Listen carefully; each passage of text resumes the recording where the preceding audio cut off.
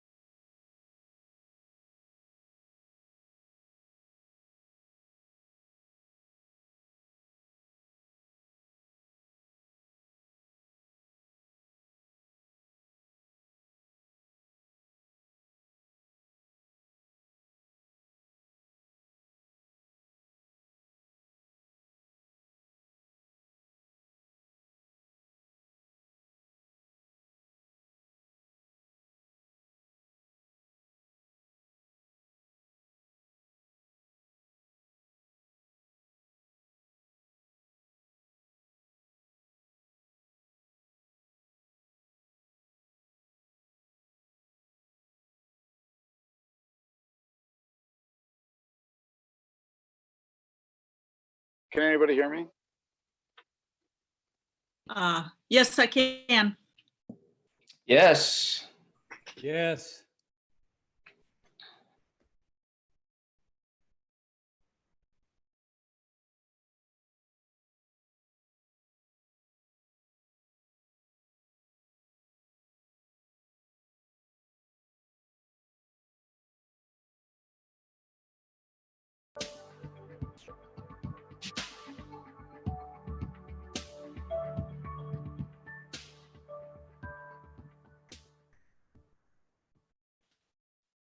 Well, hello, good evening, all of you watching on YouTube in Texas, around the country, and all over the world. Welcome to the Libertarian Party of Texas Presidential Debate Forum. My name is Timothy Martinez, and it's a pleasure to be here with you. Bienvenidos a todos. I'm standing here in Selma, Texas, in a large, vacant, empty hall.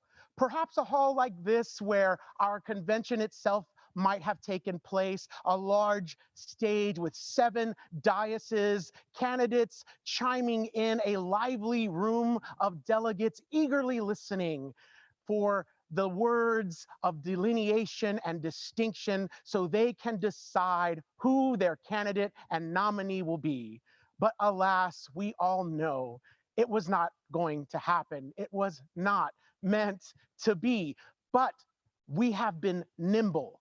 We have made choices that have moved us into the digital space. And here we are, and you're here with us, and we have to continue to be nimble as a party. In just a few short days, we will select our nominee for President of the United States on that ticket of the Libertarian Party, so that in November, we can cast our ballot for our preferred principles. And folks, that is what has guided us all through our lifespan as a party. Since the 70s, we have navigated by the light of individual liberty and prosperity. We have always and we will continue to navigate by that North Star. And so I compel you, those watching today, as we make these decisions, as our leaders have to be nimble and daring and take risks, I implore you, never lose sight of the principles of liberty. But you didn't tune in to hear me blather on a soapbox tonight, did you? No, you came for one reason and one reason alone, so you could do your part, so you could hear from these candidates and decide for yourself who you will vote for in a few days. We will have a poll shortly following the debate, and we'll get into that. But first, I have my obligation to you to introduce to you your moderator for tonight's debate. A friend of mine, a friend of yours, somebody who is leading the way in that principle of liberty, my friend and yours, Whitney Bilyeu. Whitney, good to see you. Good to see you. Thank you, Tim. Good evening, candidates and viewers. We are going to go ahead and get started this evening with introductions, and each of you are going to have 2 minutes to present yourselves to the audience. We are going to start with Adam Kokesh. All right. Thank you so much, Whitney, and for the Libertarian Party of Texas for persevering, and for everybody who is joining us online tonight in the midst of Corona season. I very much appreciate you taking the time for all of us and for the party and for the cause of freedom. I am running for the Libertarian Party nomination for president because I am tired of this crap. I'm tired of veteran suicides. I'm tired of seeing poor men get poorer and dying in war to line rich men's pockets. I'm tired of the rich getting richer while the rest of us suffer. I'm tired of our heritage, our birthright, our freedom being stolen from us every single day by an out of control government. The difference between the Republicans and Democrats is like the difference between going off a cliff at 70 miles an hour or 80 miles an hour. We are the ones who have the answer to this dilemma as libertarians, to take this country in a whole new direction. And it doesn't do us any good to say, hey, we can take us off the cliff at only 10 miles an hour. We need to offer the American people something fundamentally different. I'm running on the platform of localization. a process that would leave us after the first step with 50 independent states and up to 562 sovereign nations on the way to voluntary government at the community level. That's our goal, right? A world set free in our lifetimes. Let's give the American people what they want and win. If not voting was counted as a vote for nobody in 2016, the Electoral College results would have been Clinton 72, Trump 21, and nobody in an epic landslide of historic proportions, 445 votes. These are ideas that work. These are ideas that win. This is why we've had such an amazing, successful campaign. And I look forward to the rest of the opportunity tonight to tell you how localization can take the Libertarian Party to the next level. Thank you. Next, we'll have Daniel Berman. Hi, I'm Dan Taxationist Theft Berman, and of course, you might have heard me say, I've come to cut tax and chew bubblegum, and I'm all out of bubblegum. So I'm here tonight running for President of the United States. I'm right here, right now in Mexico. Why? Because this is a libertarian position, isn't it? Should we really give that much respect in regard to imaginary borders, imaginary lines between countries and how it restricts our freedom? So something that we're actually here that I'm actually happy to talk about tonight is some of our differences with other candidates. We've had a lot of debates where we've basically been in agreement with each other. And that's no good because that doesn't really help us decide who we're going to set forth as the libertarian figurehead to represent this party on the national stage. We need to air our grievances with those differences before we choose somebody, or else we might choose the wrong person. I want to talk about the New American Dream tonight, and this is a plan that I have that is going to erase Americans' debt. Right now, 87% of Americans are in debt. Everybody's feeling it. Everyone's being taxed. And of course, right now with this Corona thing going on, a lot of people are feeling the real impact of not having their month-to-month paycheck. I have a plan that's going to fix all of this, and this will solve problems for every single American. And this is what the Libertarian Party has been missing, and this is what the Libertarian Party needs to win.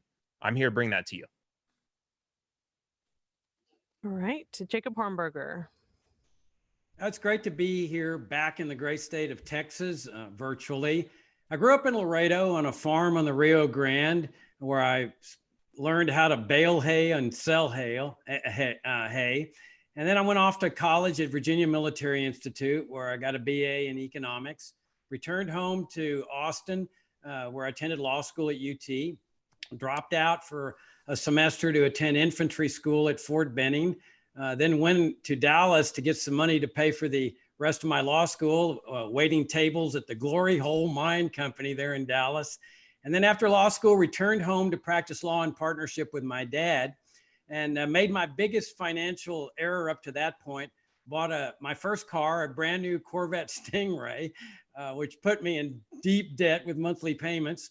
And so I was destitute. So I moved into a mobile home and lived in a mobile home park for a couple of years.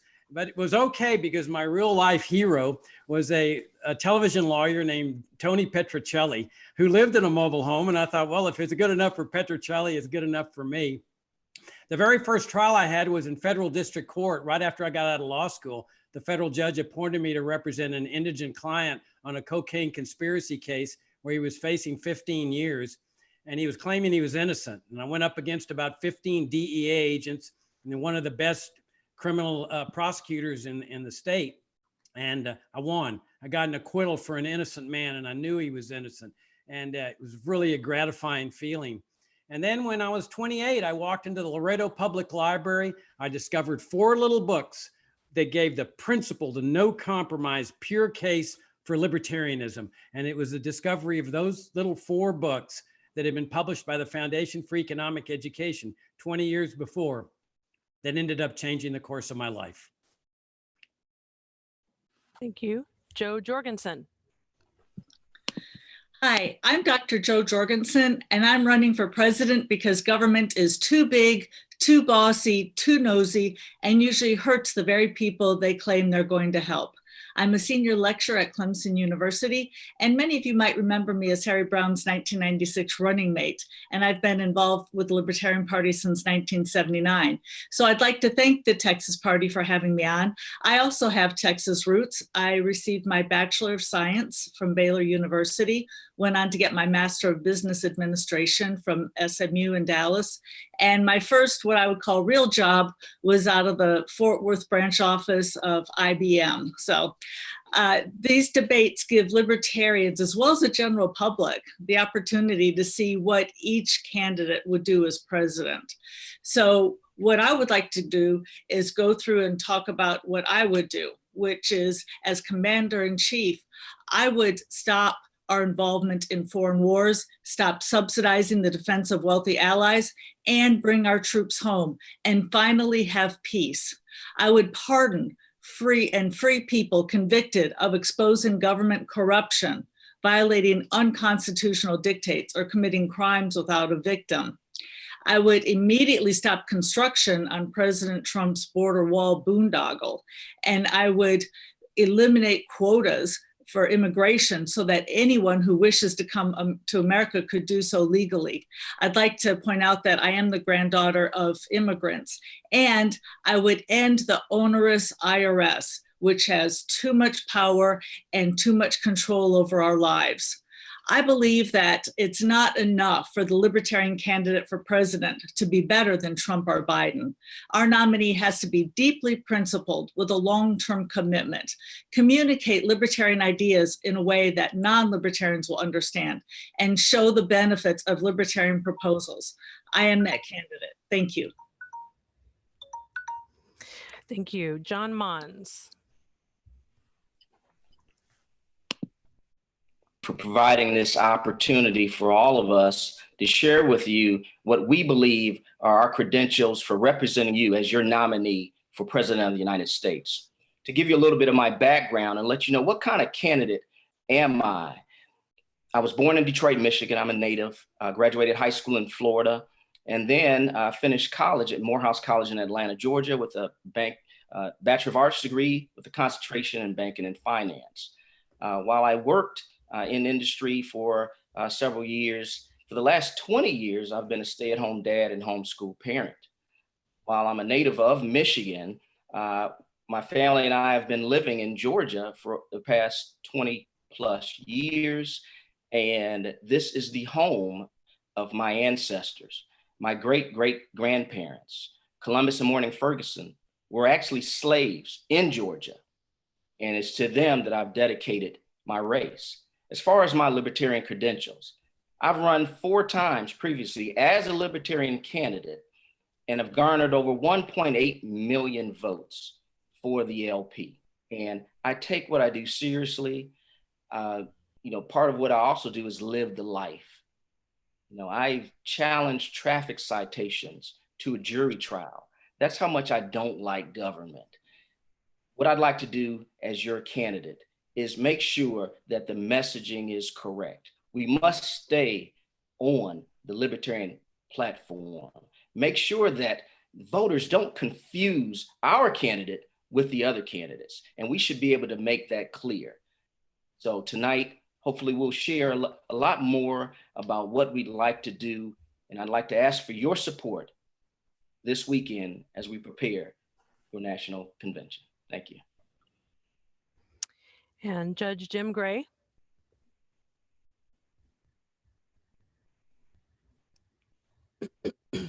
Semi-native son from Texas. I went to Peace Corps training at San Marcos in Texas by the Southwest Texas State College. Y también hablo español como la gente todavía. But my background, you probably mostly know me as having been the vice presidential candidate with Governor Gary Johnson. I'm proud of that and we've carried that label just deeply proudly to today. But I also go way back from a libertarian standpoint. I was a lifelong Republican until the passage of the so-called Patriot Act, and that just did me in. I could not be a part of any group that would condone, much less assist this direct frontal attack on our civil liberties. So I became a libertarian. It took me 13 seconds to do that. I was the 2004 candidate here in California for US Senate. Actually, David Nolan was really active in my campaign. But then I was also in the Peace Corps, like I said. I was awarded a combat action ribbon in Vietnam. I was also a Navy JAG attorney for 4 years, staff judge advocate, et cetera, with Navy JAG. And then a federal prosecutor in Los Angeles. I prosecuted, it ended up heading units to prosecute frauds against the FHA and VA. But it goes on and on. I would put up my background against any presidential candidate in any party. And in 1992, did that truly libertarian thing of, as a sitting judge, held a press conference stating my conclusions as a former drug warrior that our nation's drug policy is not working. So I just ask you, there's a lot I've written. Go to judgejimgray.com. I've written pretty much about all these issues. Go to graysharp2020.com. See my libertarian white paper, which talks about what a libertarian world would look like.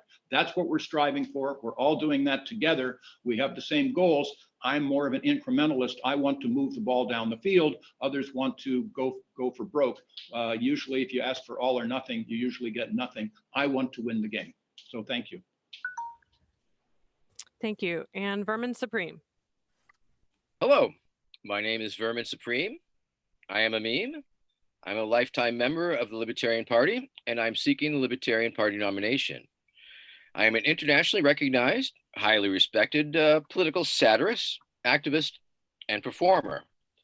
For over 30 years, I've been using humor and satire as a successful anti-authoritarian communication strategy to mock and delegitimize the duopoly. Yes, I have a boot, and it is a magic boot. And part of the magic in the boot that it has allowed me to reach an audience across the political spectrum of tens of millions of people around the globe and earn free media across the flat earth. It has allowed me to intersperse myself in between protesters and riot police to help assure safety. It has given me this little method to my madness, a level of notoriety and reach that allows me to make this legitimate and credible offer of my services as a candidate to the Libertarian Party. Now, I do believe that we can indeed use humor and satire as an effective weapon against the duopoly.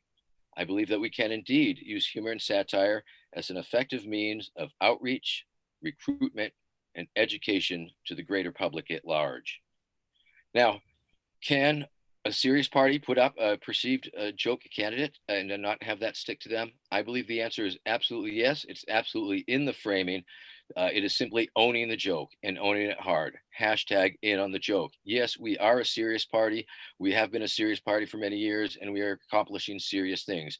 However, the current duopoly presidential electoral cycle and system has risen to the level of a joke, and with love and with spite and with my VP Spike, here's Vermin Supreme. I bring a certain level of gravitas and levity to the process. And I'm also wanting to serve as your candidate. So thank you.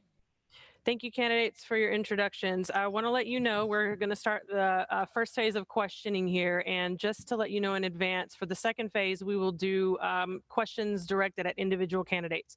And during that time, if there's a question that you want to answer that wasn't posed directly to you, you will have that opportunity for one question. So think about that as we move forward into that, and I'll remind you of that opportunity later.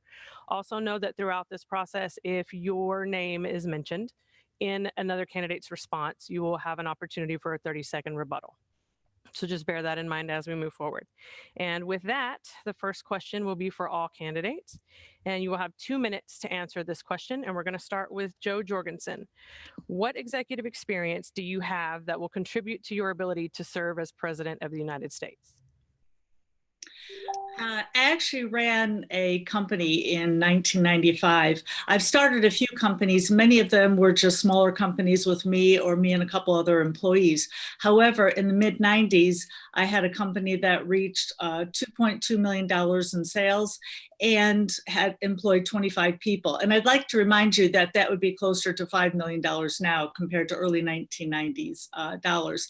However, even more importantly, I have a Master of Business Administration and I have a PhD in industrial organizational psychology. So not only do I have the experience, but I know the research behind it. And interestingly enough, we know from research that experience doesn't always give you the best measure of performance. So what you need is you need what's called knowledge, skills, and abilities. And I do have the knowledge, skills, and abilities. However, when running for president, part of the purpose of the presidential candidate isn't to lead once they're in office.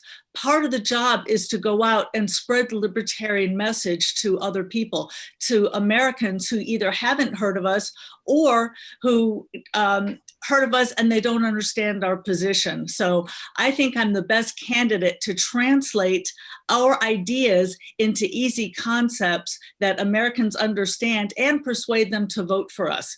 After all, I am a teacher. I teach at Clemson University, so I'm used to taking abstract ideas and translating them. For instance, when I was on a radio show during my VP campaign, somebody called in and said, well, we can't get rid of the post office. I would be worried about competing post offices stealing my mail out of my mailbox. And so I asked the caller, well, have you ever had a package delivered by FedEx? And he said, yeah. And I said, what about UPS? And he said, yeah. I said, were you worried about the FedEx guy stealing the UPS box? And he said, well, no, come to think of it. So I think I'm the candidate to spread the message. Thank you. Adam Kokesh, same question. Tell us about your executive experience. Well, first, just to respond to Judge Gray, yo sé complacer en español también. And as for this question, Whitney, it's a very important question for us to be asking as libertarians. But if they can get you to ask the wrong questions, you'll never come upon the right answers. And what you're really asking us to do is play this game of, look at me, I look good in a suit, I can be president, I can be in charge of this massive institution and wield these levers of power that no human being should have access to in the first place. None of the candidates running for president, and least of all, Donald Trump and Cadet Bone Spur, Sleepy Creepy Joe, the kid sniffer Biden, none of them have the ability to actually run the federal government in a meaningful way as individuals, to steer it in some positive direction beyond the bureaucracy that has overrun the system today. So I really do agree with Joe's point that what we should be looking for in a libertarian nominee is someone who can be the best messenger and wake people up. And frankly, it's a bit of a fantasy to think that someone who doesn't have any proven success as a messenger before now, as the nominee, is suddenly going to become successful. I have a proven record with my media production, with Adam versus the Man, with my activism. We've got over 250,000 subscribers, over 80 million views. That's just on my YouTube channel. Social media following that I've developed, the book that I self-published that has over 250,000 copies in print and over 4 million downloads. And this is, if you want me to play the game, I can say, look, I was a Marine, I was a sergeant in combat. I know how to lead troops in the harshest of conditions and under fire. I came out of there with my combat action ribbon as well. And, I've led a number of teams in activism, organizing events like the Veterans March for Ron Paul in the White House, where we had about 500 veterans marching in formation, a really beautiful scene of veterans standing up to the war machine. I've led a number of small businesses, with Adam versus the Man, of course, is the main one right now. What I'm doing here with my homestead, the Garden of Freedom, and Big Igloo Geodesics, making geodesic domes. I've always been someone who's been able to organize and lead efforts to spread the message of freedom. And I think that's what's most important for a candidate. Thank you. Same question to Vermin Supreme. Tell us about any executive experience you have that would contribute to your ability to serve as president of the United States. Well, I have certainly been in the position where I've had to make some rather executive decisions, or at least in that capacity, although not as an executive per se. Of course, my activities out in the protest demonstration world on the streets have put me directly in between riot police and protesters, and I have had to make some judgment calls that have involved safety decisions and things like that. I've also been affiliated with the Rainbow Gatherings, a temporary autonomous zone of up to 10,000 people that occurs every year in the woods, where everything that happens there, it is an anarchistic organism, and there are many different caucuses, or rather councils, as they would refer to themselves, that make things happen. The only reason that anything occurs there, anything from chopping vegetables, chopping woods, to interfacing with the police, or helping in parking, or any one of the other million bits of infrastructure, requires cooperation and people coming together to make things happen. One of the spin-offs of that particular event, because they had so much experience serving so many people in the woods with so little, was a spin-off group called the American Rapid Rainbow Relief. And they did disaster relief after Katrina and after Sandy. And I was involved in the communications and public relations part of that operation. That's about it. But, you know, trust me. Trust me. Thank you. Jacob Hornberger, same question. Well, I managed the law office for several years. After my law partner, my dad, passed away, I moved to Dallas and started my own law practice and managed that. And then I've managed the Future of Freedom Foundation for 30 years, which I emphasize does not endorse my candidacy. But this race goes much more beyond that. That, as I've said from the very beginning, this is really a conflict of visions. Remember those 4 books that I discovered in the Laredo Public Library? They were these hardcore principled pieces, mostly on economics, that showed how the welfare state way of life had destroyed our freedom in this country, because it's funded by the IRS and the income tax. So I learned that if I want to be free, and that at that very moment when I discovered libertarianism, I said, I want to be free. And that's the reason I've jumped in this race. I want to be free. I want everyone to be free in my lifetime. Y'all heard Tim Martinez at the beginning said that freedom is our northern star here, North Star. That's what we're striving for. The question is, how do we get there? I say after 49 years, we go for everything. We go for the big enchilada, that we go to our fellow Americans and make the case for liberty. That's the only way you can strike at the root. The candidates in this race want to reform Social Security. They want to reform Medicare. They want to go through incrementalism. I heard this argument 30 years ago when I was on the platform committee. They said, Jacob, you're going to have to wait 30 years because people were 30 at that point, and you're going to have to wait 30 years for the 60-year-olds to get 90. And I'm sitting there saying, I'm going to be 70. Now I'm 70, and they're saying the same thing. We got to phase out these socialist programs, Jacob. And that's what they are, socialism. My campaign is different. It's a bold campaign. It strikes at the root and goes right to Democrats and Republicans and says, look what you have done with your welfare state. And oh, by the way, your warfare state, your national security state too. I say we push all in and make the case for liberty to our fellow Americans. Thank you, Mr. Hornberger. John Mons, please tell us about the executive experience you have that would help you serve as President of the United States. Well, I started my career in investment banking and then worked in customer service at a regional airline. For the past 20 years, I've been a stay-at-home dad and a homeschool parent. And out of my 4 students, 2 are college graduates, one's a college senior. Now, I've done a lot of things in my community, and that's where my experience lies, along with the LP. I've been on the LP Georgia Executive Committee for a number of years. Leading that, I've started a local affiliate in my community. But I've also been involved with the NAACP as a branch president here in Grady County. And we've taken on, in many cases, government that was being unjust, to local citizens. I've been banned and thrown out of school board meetings. I've taken on the sheriff, the county commission. That's where my leadership comes from. I was also on the board of Habitat for Humanity. I love the organization, the fact that we're using donations and sweat equity to help build homes in our community. I did financial literacy classes with local students, underprivileged kids. And that's what I do. I work hard in my community. And I'm not here to be the leader, of people's lives. I believe in individual liberty. And as president, all of that goes towards returning freedom and liberty to everyone's lives. And that's what's important. Thank you. Daniel Berman, same question.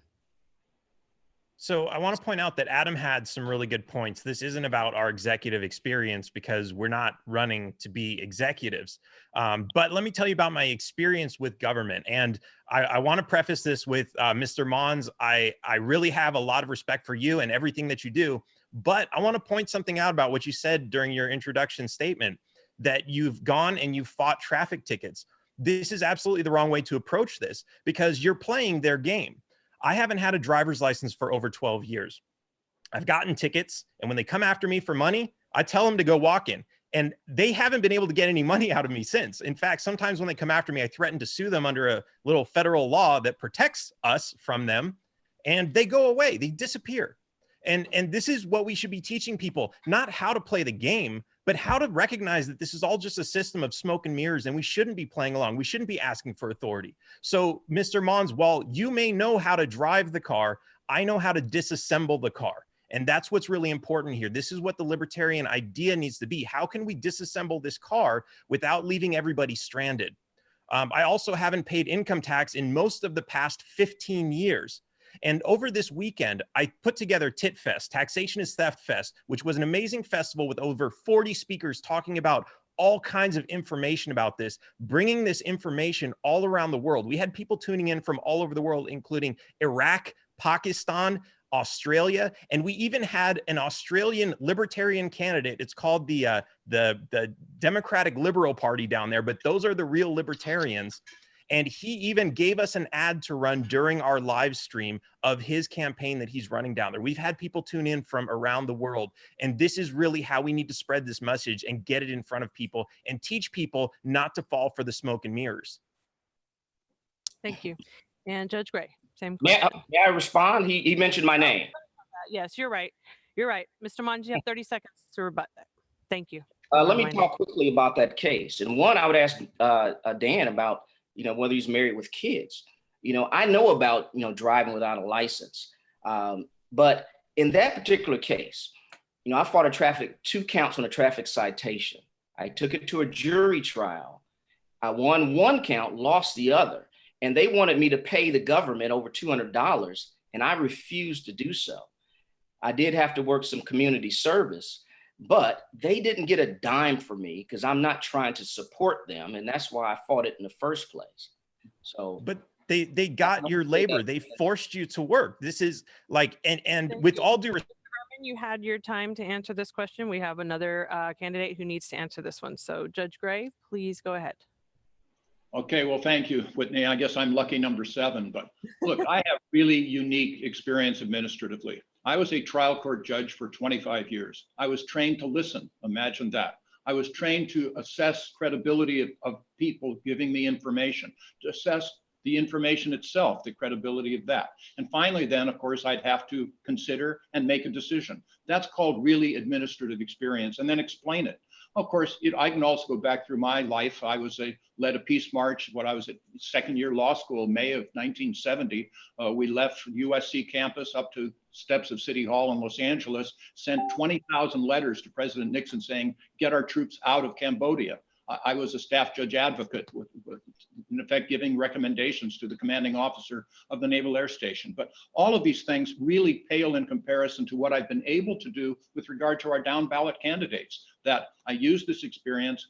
Lauren Doherty is one of your delegates, and I used that in her Justice of the Peace race, which she ran famously well. And I've donated her money. I gave her recommendations, talked to her about the ins and outs of running. And that's what our candidate needs to do, is to not only inspire the voters instead of scare them, but inspire them to libertarianism, to make libertarianism accessible. Larry Sharp and I, Judge Jim Gray, do that famously. We've done it for the last numbers of years. We'll continue to do it off into the future. That's my administrative experience. I'm proud of it, and it's effective. Thank you. All right, on to the next question. Again, for all candidates, this time the responses will be limited to 1 minute. So it's also important that you stay on topic. There are 2 men running for president right now whose baggage includes multiple accusations of sexual assault, harassment, or otherwise inappropriate behaviors. Yet somehow these 2 men are front runners for the Democrat and Republican parties. Knowing that the Libertarian Party will always be held to a higher standard, and we cannot afford to present a candidate that has a history of abusing authority or mistreating people, do you have confidence in your character that will hold up under the extreme scrutiny that comes with a general election? And if you've endorsed a candidate for vice president, do you also have confidence in their character? Judge Gray, you'll be first this time.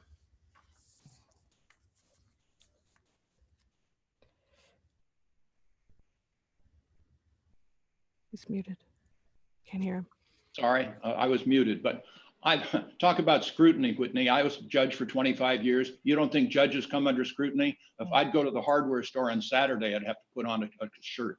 People really are critical about judges. I don't have anything in my background there. When I was in the Navy, I received a top secret clearance, and I don't think it's particularly changed from there. So I'm not concerned about that. I don't comment about other candidates. I won't comment about the Republican or the Democrat. I talk about Judge Jim Gray, and by the way, gladly talk about Larry Sharpe, who is just as good as it gets. Not only credibility in his background.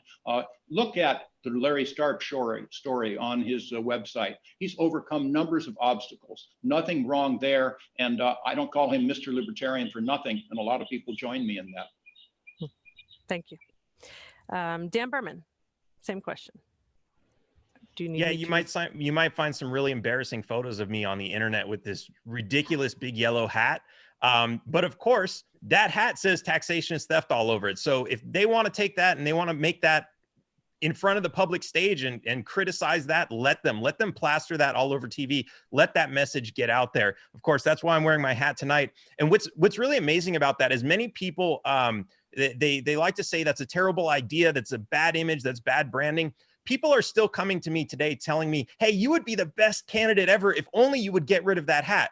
I haven't had that hat in over a month and nobody's noticed. This is because it works. It gets the message across. It gets in people's heads and it stays there. Do you want something that's got a real message on it like taxation is theft? Or do you want the image of a naked man dancing across a stage? I think the hat leaves a better impression. Can you tell me if your character will stand up to scrutiny? Absolutely. Okay. Thank you. John Mons, same question. And just as a reminder, the question is, do you have confidence that your character will hold up under the extreme scrutiny that comes with a general election? And if you have endorsed a vice presidential candidate, do you believe that of them too? Absolutely. You know, I have no worries about when you are in these positions, and I've run for office 4 times previously as a libertarian. You expect scrutiny. You expect people to look into your background. I've been married now for the past 22 years, hopefully to make it to 23. And you can ask any of my friends and my associates, all the people that have worked with me over the years, and you can interview all of them. You know, I wouldn't expect anything that would damage the credibility of my campaign, the LP's image. And no, I have not endorsed any vice presidential candidate at this time. Thank you. Mr. Hornberger. Yeah, I've always stood up in my life. The answer is yes, but I've always tried to stand up for what I believe is right, and especially on ethics, both when I was practicing law and in politics and everywhere. I think ethical principles are of the utmost importance, and that the Libertarian Party should take the lead in terms of ethical principles and right conduct. I paid a big price for it over my life for taking those stands, but it's been worth it. But having said that, if I win this nomination, and I have absolutely no interest in going after Trump or Biden on these kind of issues, y'all know that I've run this campaign hard, but it's all on issues. That's what I want to run against the Democrats and Republicans. What they've done to this country with their welfare state, strike the root at their welfare state, what they've done with their warfare state, with their drug war, their immigration control system. That's where I want to go after them, solely on issues, using our principles, our ideals, and sound ideas on liberty. This is where we're strong. This is where they're weak. I say hit them hard with issues only. Thank you. Berman Supreme. Well, yes. In my long and storied career as a communicator, I have engaged in occasional offensive or tasteless speech. That is true. But nothing that would, nothing as a disqualifier, I believe, seeking this nomination. I believe that I have an ethical person, and I'm generally perceived to be a wholesome person. So yes, there you go. Thank you. And have you declared? And Spike is a stand-up guy. Oh yes, absolutely. Spike Cohen, I fully believe is an absolutely trustworthy, upright, moral, ethical human being. Thank you. Thank you. Mr. Kokesh, same question. Do you have confidence that your character will hold up under the extreme scrutiny that comes with the general election? And if you have endorsed a vice presidential candidate, do you have confidence in their character as well? Yes, absolutely. In fact, I believe my character is above and beyond the standard that we should expect in terms of something that can connect and inspire with other people who are reaching as candidates. My story is one of transformation, having done what I thought was the right thing and joined the Marine Corps and gone so far as to follow orders to torture detainees and guarding them in Fallujah in 2004 because I volunteered to go to Iraq, to put my life on the line, to do the right thing. And as an activist, my civil disobedience record has shown that I have inspired countless millions in standing up to authority, being that middle finger to the man saying, no, I will not submit, I will not obey, I will not lie down and accept this tyranny. And what I have done since embracing the non-aggression principle is absolute adherence to that and broadcasting that as loud and clear as I can and winning people over. John McAfee, who I've endorsed, and I would be happy to work with any of these other candidates as a nominee for vice president or with them as a running mate. I think he brings not only a unique corporate credibility and experience to this race, but his spirit of disobedience is one that has inspired me and countless millions as well. Thank you. All right, and Joe Jorgensen. Absolutely, my character would stand up. And no, I do not have a running mate to endorse, so it's just me. So I'd like to point out that I've got two added bonuses here. First of all, I've got a profession which is held in high regard. They've done polls many times over the years asking people, who do you trust? What professions do you trust? And college professors and teachers usually come out pretty high. I'd like to point out, though, I am a senior lecturer, however, that's a pretty transparent difference to students. Also, I made it through the 1970s, never having tried marijuana, and from high school and college. And so this is an example of how when I go out, I talk about the practical benefits. I don't say it's my body, I want to do what I want. I say, hey, mothers, would you like your children to be safer? Would you like to not have a drug dealer trying to sell your children drugs at the school playground? So this would be a practical standpoint that I could emphasize. Thank you. All right, next question, candidates. This one will again be for all of you. The answers will be limited to 1 minute. We have been at war since I personally was a freshman in high school, and before then, even if you count the Cold War. In what order would you end our current foreign engagements if you were elected president? We'll start with Mr. Hornberger this time. Issue an order to the Secretary of Defense to bring all the troops home from everywhere, Korea, Europe, World War II is over, Afghanistan, Iraq, Africa, Latin America, Middle East, bring them all home. And this is what distinguishes my campaign: discharge them, end America's foreign policy of interventionism totally. But you got to go further than that. The national security state is an alien totalitarian governmental structure. I'm the only one in this race that stands in favor of dismantling it. It should never have come into existence after World War II. I favor a limited government republic, which was our founding governmental system with a basic military force whose only mission is to protect the United States. That you cannot live in a free society as long as you have the CIA, the NSA, the Pentagon, and what Eisenhower called the vast military industrial complex. A free society necessarily presupposes the restoration of a limited government republic. That's what I would make the case for to our fellow Americans. Thank you. Berman Supreme. Yes, I would end the wars alphabetically from Afghanistan to Yemen. And yes, that is consistent with the Libertarian Party platform, ending all foreign wars and bringing the troops home. Absolutely, 100%. Thank you very much. Thank you. Joe Jorgensen, again, in what order would you end our current foreign engagements if elected president of the United States? I'm sorry, how long do we get for this question? 1 minute. 1 Okay, minute. thank you. The first day in office, this is top priority. First day in office, I would meet with the Pentagon and begin bringing the troops home and bringing them home from everywhere.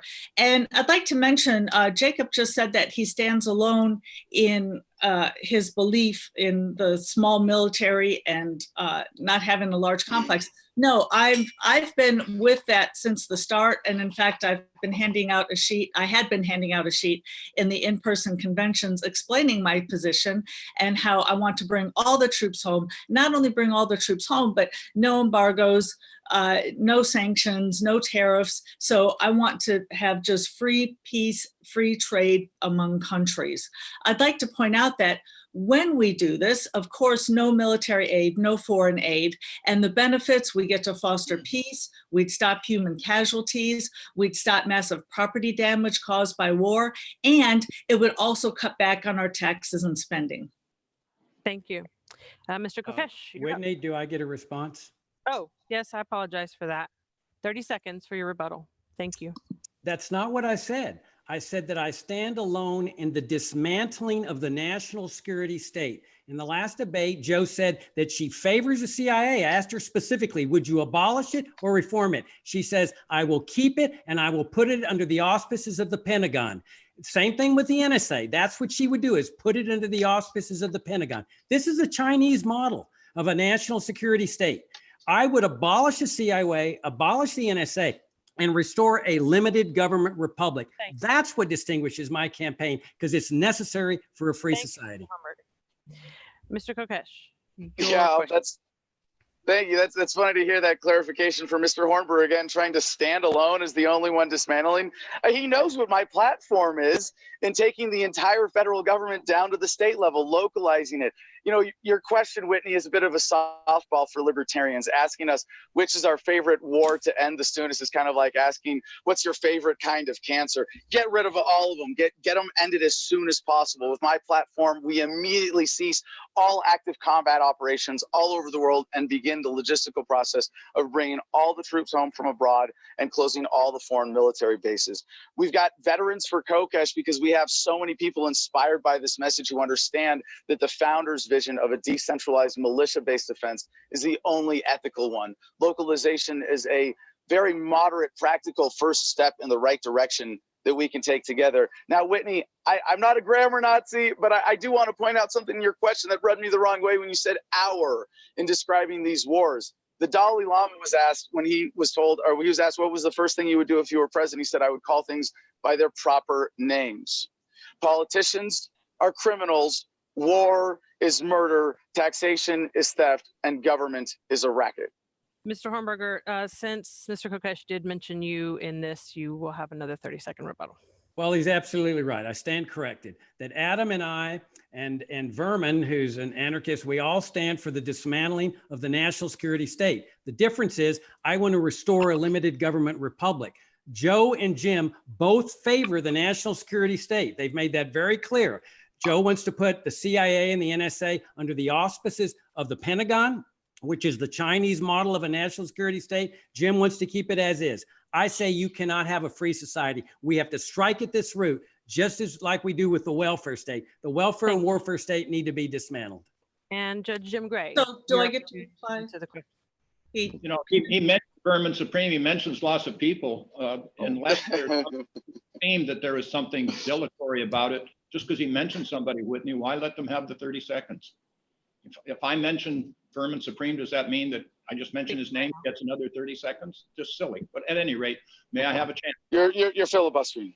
It is your turn. Look, the first answer is every time our troops are now in combat, it's illegal. It's unconstitutional. There's not been a declaration of war. The answer is bring them, yank them out, bring them home. The answer to that is clear. I was running for U.S. Senate when we were in 2004 talking about going into Iraq. I told anyone who would listen, if we put troops into Iraq, it would be the biggest mistake of my lifetime. We disabled that whole area. Now look at Syria, etc. No, the answer is no. However, let's be realistic here. Nobody is going to bring the troops home right away. It's going to be a transition. It has to be a transition. I believe in contracts. We have treaties that obligate us to be in various places. We have agreements that obligate us to be there. So let's negotiate them back as quickly as we can. And by the way, we're still going to have Marines protecting our embassies as well. And I believe in freedom of the seas, which means we should in fact do our part to maintain freedom of the seas. That is in our national interest. Thank you. Daniel Berman, the assumption is, as some candidates have already made, is that all libertarian candidates will bring all the troops in the wars. So the actual question is, in what order would you end our current foreign engagements if elected president? Dan Berman. Well, I want to say all of them on day one, including the war on drugs. I have to say I'm a little bit disappointed in Vermin Supreme for ending at Yemen, leaving Zambia and Zimbabwe out there. But something else I want to talk about, because everybody always wants to end all the wars. This is a libertarian platform, of course. But nobody wants to talk about what are the jobs when all of these troops come home. What about jobs? I have the new American dream, which actually is going to solve all those problems. And what about reparations? How come libertarians do not talk about reparations? If you get out there and talk to Democrats, there are a lot of them who are talking about that. And this is a very important issue I think we should be talking about in these debates. Thank you. So do I get to respond because Jacob mentioned me? Because Jacob mentioned you. I think he would mention you in response to your comment about him. So we're going to move on. But, okay. Mr. Mons. Yes, and in answer to the question, you begin with in the countries that the soldiers are in the most danger, and that's definitely going to be Iraq and Afghanistan. So that's where you begin. And then you just go down the list. And I disagree with the candidate. I'll refuse to mention his name, that doesn't think that we can't bring home all the troops starting immediately. And why is we can? First of all, you have to make the case to the American public of why you want to do it. I'm not afraid of scaring them when they realize the amount of lies that have gotten us into these foreign engagements in the first place. It's bankrupting the country with this military industrial complex. You have to be able to make the case. You just don't give up on it as a libertarian candidate and say, well, I can't make the argument to the American people because they're going to be scared. You know, they ought to be scared of the government they currently have and be willing to transfer and go in another direction with the libertarian nominee. Thank you, Mr. Mons. So we're going to have one more question that is presented for all of you before we start our more personalized segment here. These, again, will be 1-minute answers, and we're going to start with Vermin Supreme this time. If you were elected president of the United States, what would your leadership cabinet look like? Who will you ask to serve in specific roles? The bestest and the brightest, the most qualified and hugest, most amazing cabinet that you can ever even imagine. Thank you. Judge Gray. Well, thank you. First of all, it would be on merit.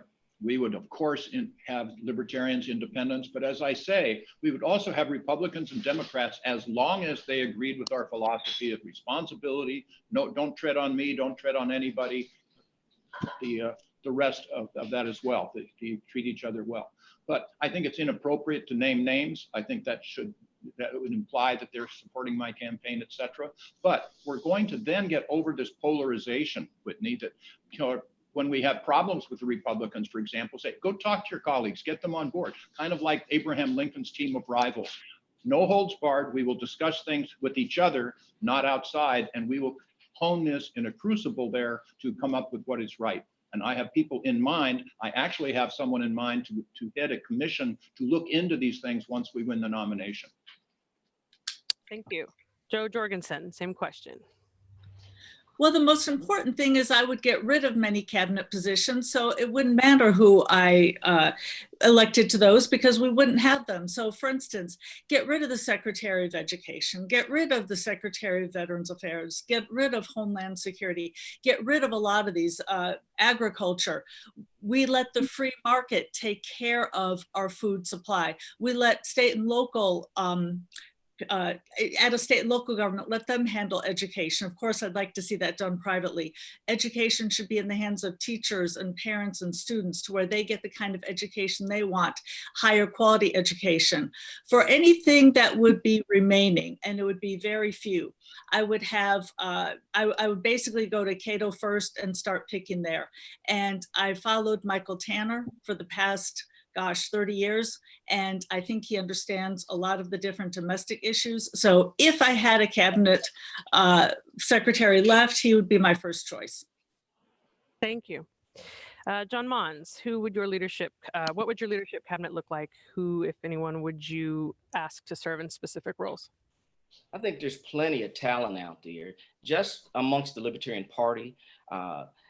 In my life experience in the various organizations I've been involved with, there's plenty of good people that understand a lot better than those that have been in power. But 90% of the government from the start shouldn't even exist. It's not constitutional. So similar to what the previous candidate said, first of all, we're going to whittle down government. And I mentioned, for example, Supreme Court nominee, somebody like Scott Bullock that works with the Institute of Justice. I really like that organization and what they've done with reducing licensing, civil forfeiture. So you find the talented people exist. So when we need to dismantle and get rid of this government, there's a wealth of very great talent out there. Thank you. Mr. Hornberger, same question. Yeah, what I'd love to do in this campaign, if I were accorded the honor of this nomination, is to raise the vision of the American people to a higher level. To what does it really mean to be free? I would love to have every American family discussing and debating that question. And what is the role of government in a free society? Well, once people start thinking at that level, then we don't think in terms of liberty of putting libertarian managers of the welfare state. If all we're going to do is appoint libertarians to run the Social Security Administration, the IRS, the DEA, and the rest of these welfare state agencies, we haven't achieved freedom. What I want to be raising their vision of is dismantle these things and end up with like the Secretary of the Treasury and the Attorney General, where of course I'd appoint a libertarian lawyer. There's plenty of those. And then one of the Austrian economists to run the Department of the Treasury. But all the rest, just dismantle it. The IRS and the Federal Reserve and all the things they fund in the welfare state and in the warfare state. Thank you. Adam Kokesh. Well, I would first start by appointing Donald Trump to be in charge of medicating politicians so that they can all suffer the side effects of hydroxychloroquine, as he might be soon here. Now, this is a great question. I think it's incumbent upon us to have practical plans and be able to name names and people who are supporting these policies. I got to say, I'm most excited about Cynthia McKinney having her endorsement, former Green Party nominee for president and six-term Democrat congresswoman from Georgia, who has done so much great work in challenging government authority. She was called the Ron Paul of the Democrat Party when she was in Congress. To have Mark Edge with Free Talk Live taking apart the Bureau of Prisons, to have John McAfee, who's endorsed this platform, taking apart the CIA, to have Edward Snowden taking apart the NSA, to have Judge Napolitano as the custodial attorney general, making sure that we release every single person possible who's in federal prison for victimless crimes. And, Albert Einstein said, we cannot solve our problems with the same thinking we used when we created them. And a lot of these other policies that I hear from these other candidates are based on some kind of fantasy that gives into endorsing the existing system, that doesn't give the American people a way to say, we're putting our foot down. We're not putting up with this crap any longer. We are withdrawing our consent. Fully dismantling the government at the federal level is the way to achieve that. Please tell us what your leadership cabinet will look like and who you might ask to serve in specific roles. Absolutely. So I think some good points were made that we don't want to appoint people to the heads of departments that aren't going to be there anymore. However, we do have the campaign stage where we can put these people in front of America and have them explain why they don't need these departments. I would actually happily announce Joe Bannister, who is a former IRS agent who was at Taxation Theft Fest last weekend, explaining how the income tax is unconstitutional and how it's unconstitutionally collected. I would have somebody explain to people how handing out flyers that talk about jury nullification outside of a courthouse is a constitutional First Amendment right, and everybody should be doing that. I would have Arvin Vohra talking about jury nullification to everybody. I would actually have, and despite our differences, I would have everybody on this debate stage out there as part of my cabinet explaining to America why we don't need these programs and how we can move forward without them. And really, that's something that we can do without talking about the fantasy of putting them in charge once the agencies themselves are shut down. Thank you. Okay, candidates, we're now going to move into some questions for you as individuals. And just a reminder, if you hear a question that is not asked of you and you would like to respond to that question, you each have one opportunity to do so. So I guess choose wisely. The first individual question is for Jacob Hornberger. You will have 2 minutes to answer this. And the question is, seated here where I am tonight, I'm about 175 miles from the US-Mexico border. The Libertarian Party of Texas, which is the LP's second largest affiliate and the host of tonight's debate, takes notice on matters of the border. Your stated position per your website supports open immigration, which you describe as the free movements of people across international borders. This aligns with the Libertarian Party's platform on immigration. However, some in our party do not agree with this stance and favor stricter border enforcement. Can you take a moment right now to explain to libertarians why your position on borders and immigration is the libertarian position? Absolutely. And it's a position that when I learned the Libertarian Party stood for this, it was one of the greatest moments of my libertarian life. That I grew up on the border. I've seen this tyranny firsthand. I've seen the highway checkpoints. And those of you that have been to Laredo know about that checkpoint about 40 miles north. Border Patrol were busting into our farm without a warrant. They busted workers that we hired that were illegal immigrants. I mean, I've seen this tyranny firsthand. And this is the thing. You know, some of the candidates here, they want to do this piecemeal. Oh, I'm gonna end quotas for countries. It's not enough to end quotas. You've got to end this massive immigration control system. It's a socialist system. We libertarians stand against socialism. It's central planning. Look at the visa system that exists independent of the quota system. You got family visas, you've got work visas, you've got tourist visas. And then, so you've got it. If you have this system of refugee status and stuff, you have to have an enforcement mechanism. It's not enough to say, I oppose Donald Trump's Berlin Wall. You've got to oppose the entire structure, because that comes with the highway checkpoints, the warrantless searches of ranches and farms like my farm, the boarding of Greyhound buses, the criminalization of helping illegal immigrants. There's death involved here. Go Google man 3-year-old daughter, and you'll see the bodies there. All of this violates our core principle, which is the non-aggression principle. When a person crosses a border peacefully, he is not violating rights. When people cross the border from Maryland into Virginia, they're not violating anyone's rights. That's why we need to dismantle this entire system, including the immigration, the visa service, ICE, the Border Patrol, and have the same free movements of people and goods and services. I stand for unilateral free trade across borders the same way we have domestically. It's the only system that's consistent with religious, moral, ethical, and freedom principles. Thank you, Mr. Hornberger. Next question is for Joe Jorgensen. We have an historical tendency in this country to elect white men of a certain age. And many libertarians and Americans in general are calling for options that reflect a more broader and diverse identity of voters. So what would you say to those people who seek such alternatives? You have 2 minutes to respond. Well, I guess my first response would be, I am that alternative. If somebody is looking for an alternative, and I do believe that I would get additional media coverage, because we do have 2 old, rich white guys running for the Democrat and Republican Party. However, I don't want to be nominated because I am a woman. I want to be nominated because I'm the best candidate, because I can explain issues.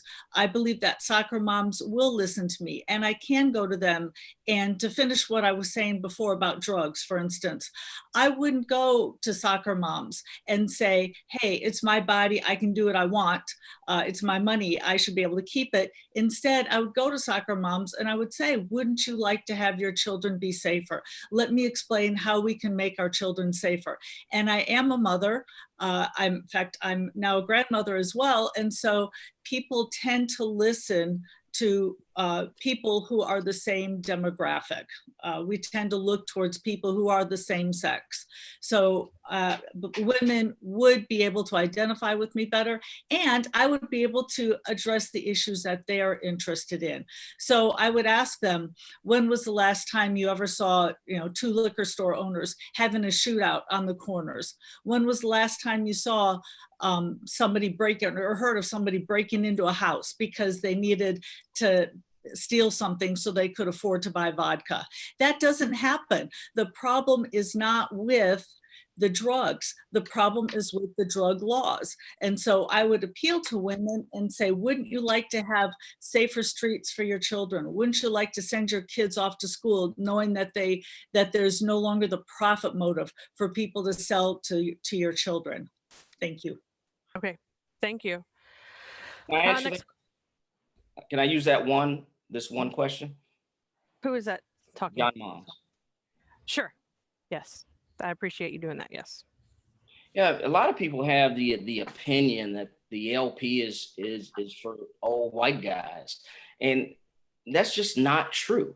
And I'm here, and I've been here for over 15 years. But my message remains the same, no matter what the group is.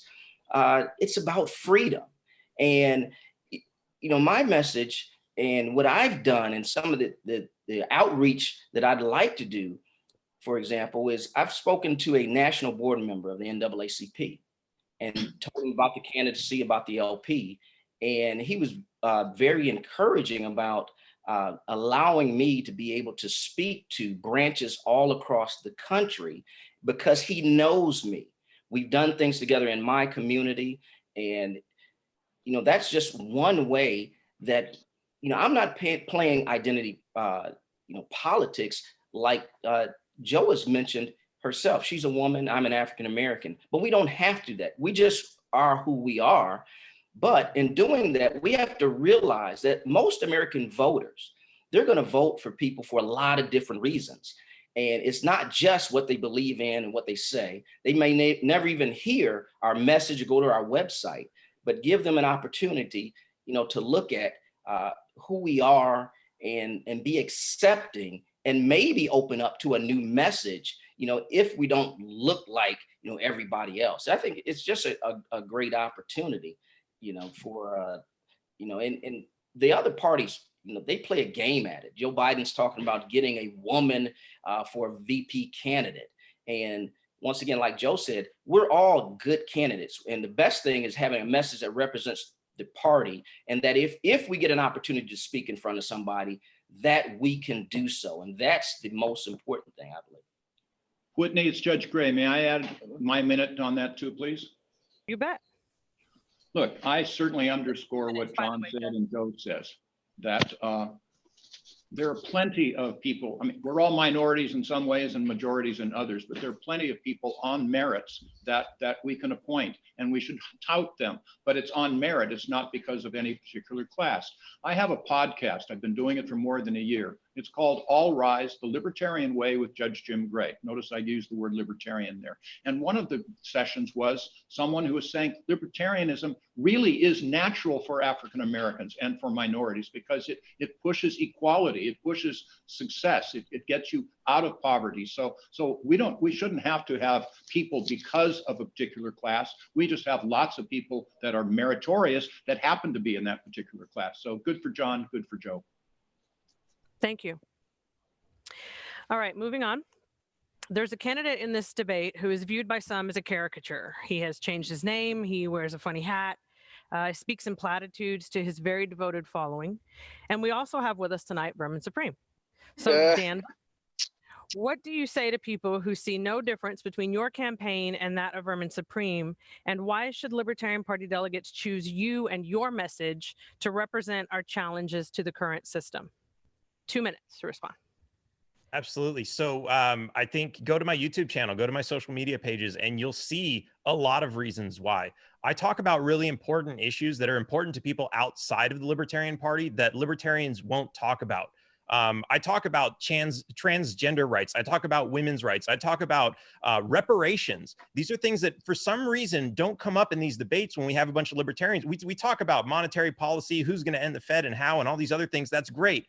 But a majority of America cares about what am I going to do, especially right now when the government has shut down the entire economy and I don't have that paycheck to pay my rent.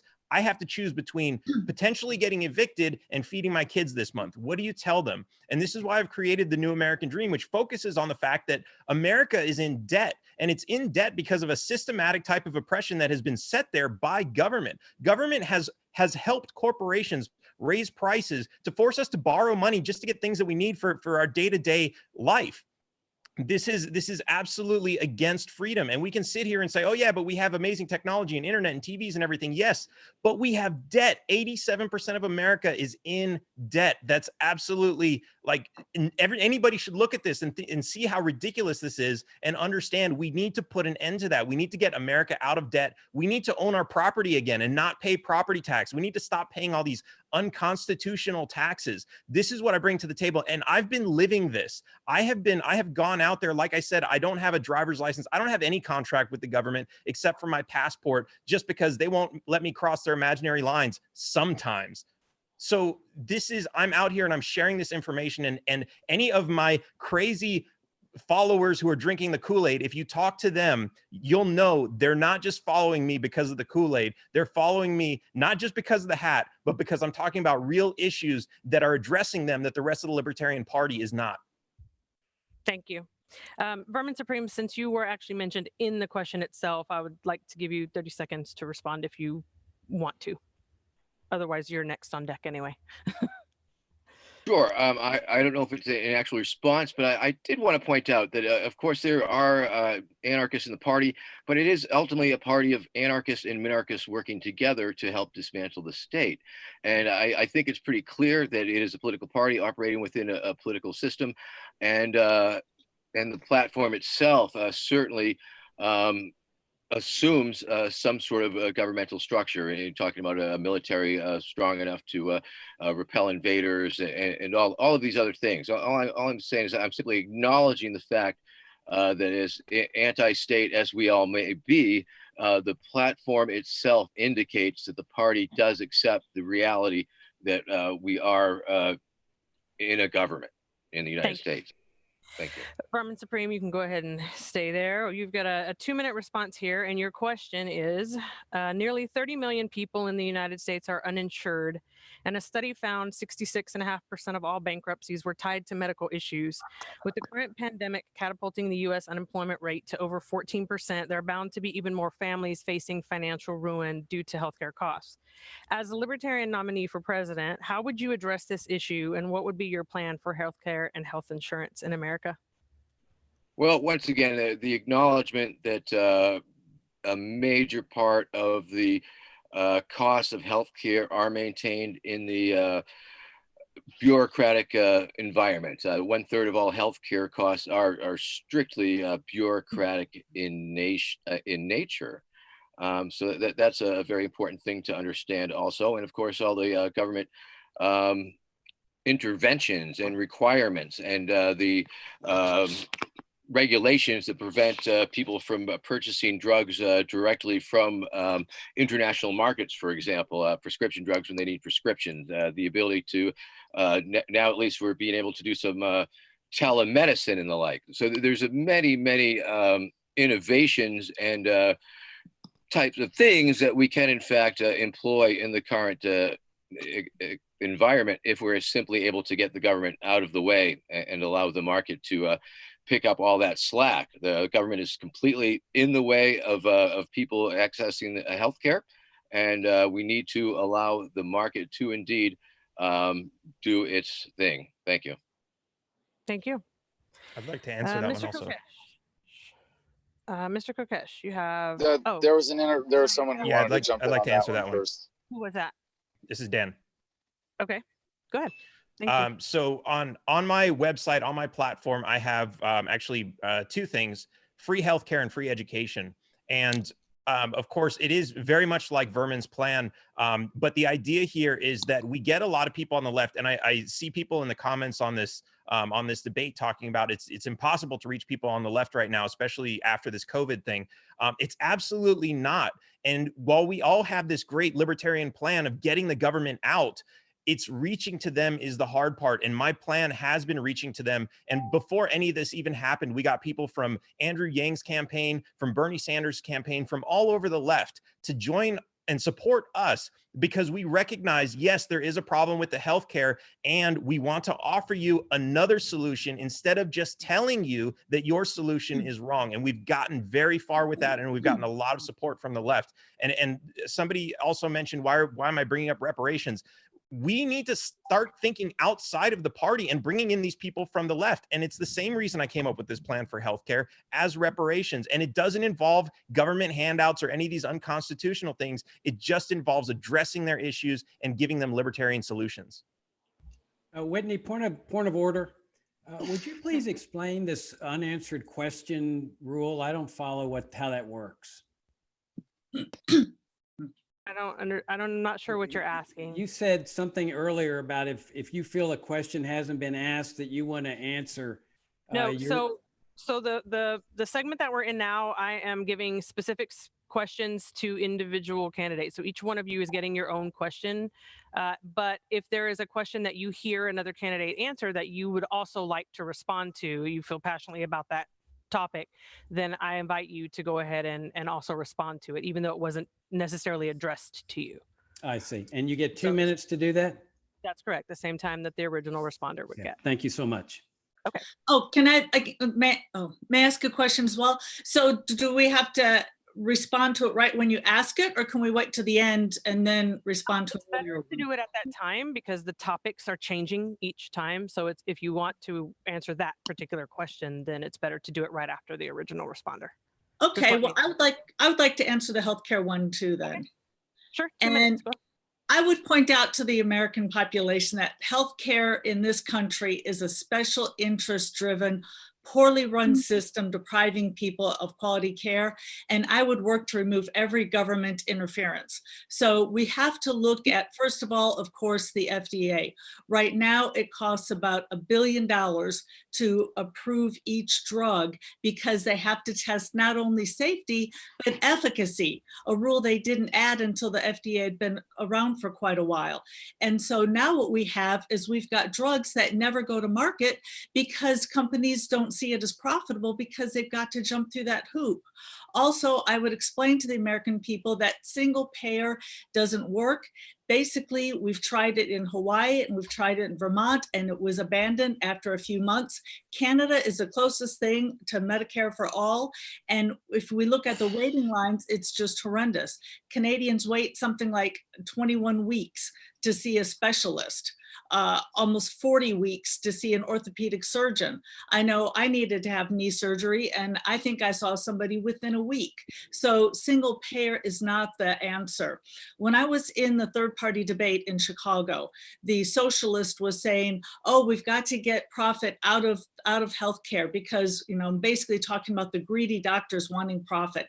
And my answer was, you better hope that doctors want profit, because the only way you stay in business in the free market system is to offer the best price and the best quality. And we see that with the only two free market systems we have, which are cosmetic surgery and LASIK surgery. Those are the only two fields in healthcare in which price has gone down and quality has gone way up.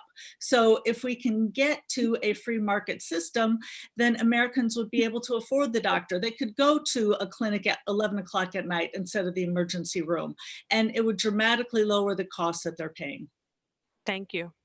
I would like to address that question. Okay. Is that Mr. Hornberger speaking? Yes. Okay. It is not enough to talk about single payer and central planning and so forth. You've got to address the big elephants in the room, Medicare and Medicaid. We're looking at unfunded liabilities of two giant socialist programs, Social Security and Medicare, both of which some candidates in this race support. because they say that people are going to get scared. I told you I grew up in Laredo. It's the poorest city in the United States in the 50s. That's what the Census Bureau said.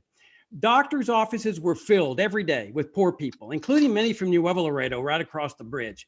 No doctor ever turned away any patient for inability to pay. This is before Medicare, before Medicaid. They did it on a voluntary basis.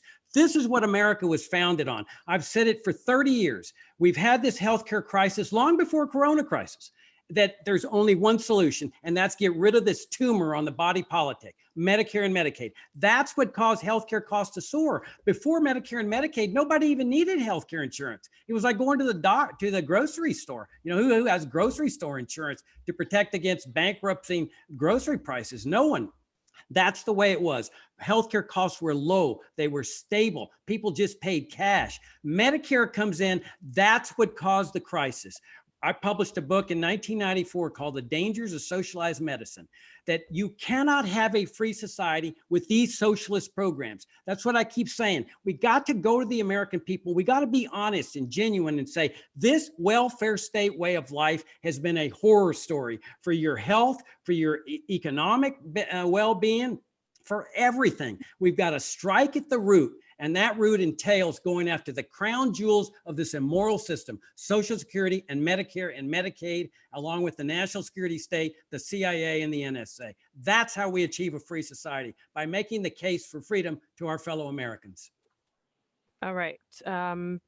Moving on now, Mr. Kokesh, 2-minute response. I saw you speak at an event in Austin a while back, and during that event, you said that if you were elected president, one of the first things you would do is initiate the bankruptcy procedures for the federal government. My question to you is, if that were the case, what message do you have for those to whom the U.S. owes money? Well, when we talk about the federal debt, what we're talking about is a form of intergenerational child abuse. When you are forcing someone to pay for something that they never had a say in, you are taking away consent from that relationship. This is not a legitimate debt. Because the federal government said, we are going to pay you money and we are going to steal from future generations to do it, by itself makes this an illegitimate debt. You can't force contracts on people without their consent. And that's the best part of this platform, is that we give up the charade that is the national debt, that is an excuse to steal from us in taxes, where what you pay in income tax doesn't even come close to covering the premiums on this debt. So what are the interest rather on this debt? So this really gets to the heart of the matter with this platform versus every other candidate in this race. Consent. And we talk about coercion as libertarians, but most people outside of the party think of this as consent. You know, what's the difference between rape and making love? Consent. What's the difference between theft and charity? Consent. Slavery, freedom. Consent, statism, voluntarism. The difference is consent. And that's what's manifest in this platform. And I think this is the ultimate manifestation of libertarian character, not being authoritarian, not wanting to tell other people how to live their lives, not taking away their consent. That's why this platform has gotten so much traction in this primary, is that we're uniting Americans in reclaiming their sovereignty and saying, we don't have to consent to something that is not in our best interest, something that is being forced on us. We can withdraw our consent. We can take that away from the people who would violate our individual rights. 20 seconds though. What do you say to the people to whom the money is owed? How do you convince them that this is? Well, when we talk about individual debts, when there are cases where the federal government has done injury to individuals, yes, actually, we are in a better position in this bankruptcy to honor the legitimate debts of the federal government. And those debts are to the American people. We are the ones who have been stolen from. The debts that are owed, that are the federal debt, are owed to foreign banks, foreign governments, and foreign corporations. And to them, I say, piss off. We are not going to let you bully us into paying these illegitimate debts. We, the American... Mr. Mons. Mr. Mons, the next question is for you. You have 2 minutes to respond. Many people following this race for the Libertarian Party nomination say that they really like what they hear when they do hear from you, but they lament that they haven't heard enough. We recognize that the pandemic has thrown a wrench into all the campaigns, but still people say that they haven't, that you haven't done enough to get your message out. So here's a chance for you to do that tonight. So I'm asking you to go ahead and tell us about an issue that you are deeply passionate about and why. And then of course, to tell us what it was that moved you to run for president, and specifically as a libertarian, if you would like. Thank you. I mean, the top issue, the most important issue right now is bringing the troops and all the drones home. That is number one. So, that's what I've talked about. That is something the commander in chief, the president, can do unilaterally. And that's important. And when making the case, you don't scare people if you make the case. And we have a strong case. And that's how it is with the entire Libertarian Party platform. I came to this party over 15 years ago, and it's been my delight to work hard all that time, and have success and prove that it can be done. Now, everybody who's the candidate, puts themselves out on the line. And my experience in my races in Georgia, once again, that have gotten over 1.8 million votes for the Libertarian Party, it's learning how to do a lot with very little, but almost no support, from the national party and sometimes even from the state party. We have to know how to get it done.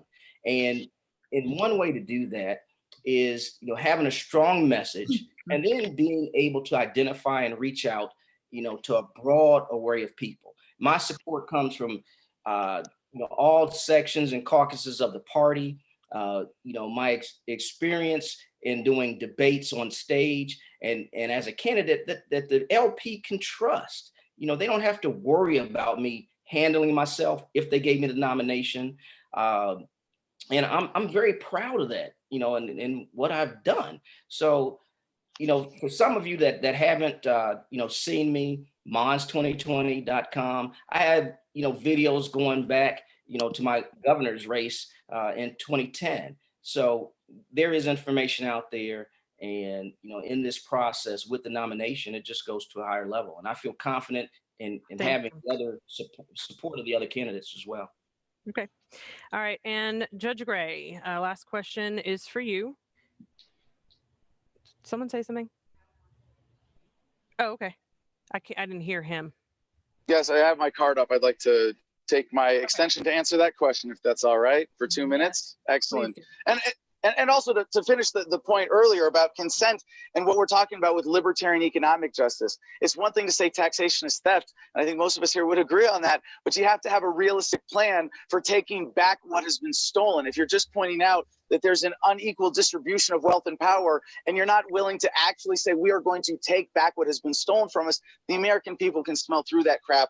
And this consent issue, what all these other candidates are suggesting is that they are going to force the majority of the American public's choice of president on the rest of the country without their consent. Localization solves this, but more importantly to this question that Mr. Mons got, some issues that I'm passionate about. We need to be the anti-war party and challenge militarism at its core. We can unite the American people against the pro-war duopoly if we unabashedly own this anti-war message and not give any ground to the warfare state, to the military-industrial complex that led me to see my buddies die for lies in the sand in Iraq. We cannot let that continue. Veteran suicides. If you're running for president and you don't have a serious solution to the problem of veteran suicides, you should not be taken seriously. End the drug war. Give us the freedom to medicate with experimental treatments for PTSD like psilocybin, MDMA. Give us the VA. Privatize it. Give every veteran in America one ownership voting share. I guarantee you won't have the problem of veteran suicides. As I mentioned with this platform, we are giving the opportunity for every single native tribe in this country to claim their sovereignty, to claim land violated in treaties. This is an embarrassment that has gone on far too long. And anybody who's not addressing this is saying that they're consenting to the existing system. No, we cannot allow these national embarrassments to continue. But most importantly, family law. 1/3 of children in this country grow up without their biological dad in broken homes, as like myself as a child of divorce, or have had their lives ruined or their families torn apart by family law crises, by CPS, all these things. Localization solves all of these problems. Thank you, Mr. Kokesh. Again, the last individual question for the evening is for Judge Gray. A topic that is rarely discussed by libertarians before the nomination occurs, but will be at issue for the general election, is climate change. Many on the left want mandatory behavior changes and a Green New Deal. Many on the right deny that there's any real concern and mock any effort to promote responsibility. What are your beliefs on climate change, and how do you reconcile those beliefs with libertarian principles?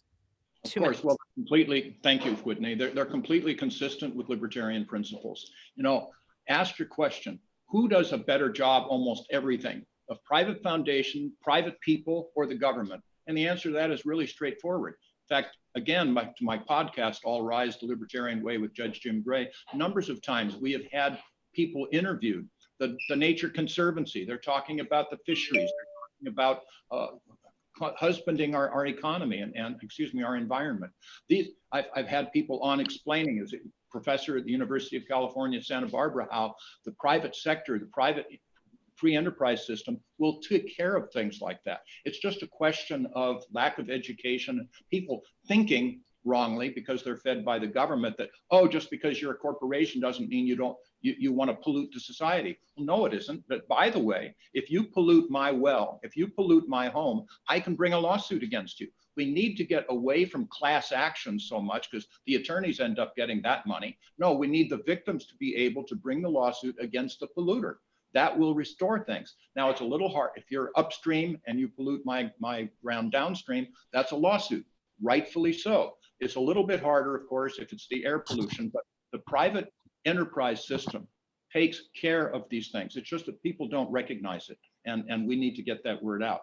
Now, maybe the government could have a view, for example, of putting a bounty on, we have this trash garbage in the Northern Pacific. Maybe they could put a bounty on, okay, we'll pay you X dollars for every ton of plastic that you take out of here. That's something I think the government should do internationally. But otherwise, libertarianism really does work, and people need to understand that. It's just a question of education. Thank you. Thank you.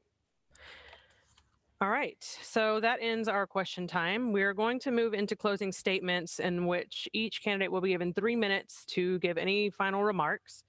I want to remind the delegates for Libertarian Party of Texas, of course, that you should expect an email to come with a straw poll in it soon, so that you can indicate to us who you believe did the best in tonight's debate. So thank you all for tuning in tonight. And now for our closing statements, we're going to start with Vermin Supreme. 3 minutes. Thank you. If you are unfamiliar with the bulk of my work and my long and storied career, please check out the documentary, Who is Vermin Supreme? It's available on Vimeo. I'd just like to thank you all for allowing me to be here this evening and make my presentation and make my case. I think it's very noteworthy to note that kids are naturally anti-authoritarian. Kids are naturally nonconformist. They look around and they wonder why things are the way they are. And the kids, they do want to change the world. And that is something that libertarians and kids and myself all have in common. In some weird twist of fate, I have found myself as the voice of a new generation. It's certainly not mine, but it is. And I've been using my platform to spread the word of mutual aid and voluntarism and charity and love and empathy and liberty. And indeed, these are the only things that are getting us through this current crisis. It has always been my understanding as an anarchist that to disengage from the state will require us to take a greater responsibility and help build up the structures that the government purports to be delivering. It is people helping people. It is neighbors helping neighbors. It is building stronger families. It is building stronger communities. And all of these things naturally equate the need for less government. Thank you again. Vermin Supreme 2020.com, disruptthevote.com, and inonthejoke.net. Hashtag inonthejoke. Thank you very much. Have a great night. Thank you. Judge Gray, your closing remarks, 3 minutes. Indeed, and thank you. Thank you, Whitney. Thank you, Tim. Thanks to the Libertarian Party of Texas. It's been nicely run, and it's nice to be with you. Judge Jim Gray and Larry Sharp will be the unifying candidates in the Libertarian Party. In fact, then once we win the nomination, we will be the unifying candidates for the United States of America. People just will crave, will really appreciate, will respond to who we are, what we talk about, and what we do. We believe in libertarian principles. We will show them, we will inspire them that libertarian principles will help you too, your children, etc. By the way, before I leave Ray Sharp, I want to say that I neglected to say that Larry Sharp has also received a top secret clearance when he was in the Marine Corps. But moving along, I learned in Peace Corps training, people will not change their attitude, change their actions without what we called a felt need. That is, they have to feel that this will help them from within. And libertarian principles will. We need to get that word out. We can't do it by scaring people, but we can by inspiring people. Ray Sharp will actually bring a different in the culture, the United States of America. They will make and see that libertarianism is accessible. Oh, that affects me too. You know, I'm elderly, I am sick. Think of a time in which the federal government or any government has gotten involved in the economy, in the free enterprise system, when the prices have not gone up and the quality of goods and services has not gone down. That's what we have seen with regard to healthcare, with education. We explain these things, they are natural constituents, they will gravitate to it. So, you know, we want to be serious, we don't want to scare people. And by the way, if we do say we're going to disband the military and get rid of these various agencies, we're going to truly harm our down ballot candidates. No, we want to, that's the base for our movement. We want to help the down ballot candidates and not scare away the voters. So we understand that I have had a problem, that I made a mistake on a recent podcast where I said I immediately jumped to the second part of a question regarding jury nullification, and I neglected to say the first, which is I've always felt jury nullification is a buttress against convicting and over prosecution. It's something important. Jury finds someone not guilty for whatever reason, tax law, whatever, it's over, no appeal, it's done. But there's a consequence to that as well, that if you're going to have the judge instruct the jury about that the laws don't matter, that's not a good idea. So let's just understand that judges should not instruct that. And by the way, and then they went on to a First Amendment issue. I'm not going to arrest people for expressing their rights. I will, though, if they block justice. So look, please, we are serious candidates. We will be unifying candidates. Go to graysharp2020.com and we will, in fact, do you proud. I promise you. Thank you. John Mons, your closing remarks, 3 minutes. Thank you, LPTexas. Whitney, you've done an excellent job. Thank you. And to my fellow libertarians, you know, what I offer you is hopefully what you see as the total package. You know, you have a candidate who has been a longtime libertarian. You can check that box. A candidate that has had success in its previous races. You can check that box. A candidate that knows the platform, knows how to discuss issues. A candidate that's been on televised debates, radio. A candidate that appeals to various groups within and without the party, whether it's the various, caucuses. I seem to have pretty broad support, whether you're a radical, which I don't know why that term is used for the radical caucus, whether you're pragmatic, whether you're in the Mises caucus, or even if you're in the Waffle House caucus. I have an appeal, that's broad-based right now. And I lived the life. I talked earlier about, going to a jury trial for a traffic, citation. But this week, I'm involved in a federal lawsuit in the state of Georgia for ballot access for our U.S. House candidates who have not been able to get on the ballot in the state of Georgia since the 40s when they tried to keep communists, off the ballot. But that's the type of libertarian I am. I'm an activist. I'm a candidate. I've held leadership positions on the XCOMs of the state of Georgia, local affiliates. I go out and speak to everybody and I can about the LP. But my promise to you is this: if nominated, I will go to every state that wants me because I know that's what's important. It's not necessarily on the national level, but it's on the state level where the work gets done. And I'm committed to do that. As a stay-at-home dad, I have the time to do that. And that's my commitment to you. What I'd like to ask for is your support. Tokens should be going out today, and they need to be handed in within the next 24 hours to qualify for the national debate on Thursday. I want your support. I want to be able to get in that debate and hopefully become your nominee, because I realize how important the success of this party is to this country. Just think of it. Freedom today is a radical ideal. So we can't be afraid, and I know Texas isn't afraid to talk about freedom. So we have to be clear to the American voters, whether they see our campaigns or not, that we at least present it in the way that they understand we are not the other parties. We are libertarians, and we want to not only free ourselves, but we want to free everybody. Thank you, Mr. Munn. Joe Jorgensen, 3 minutes for your closing remarks. First of all, thank you, Texas, for having me.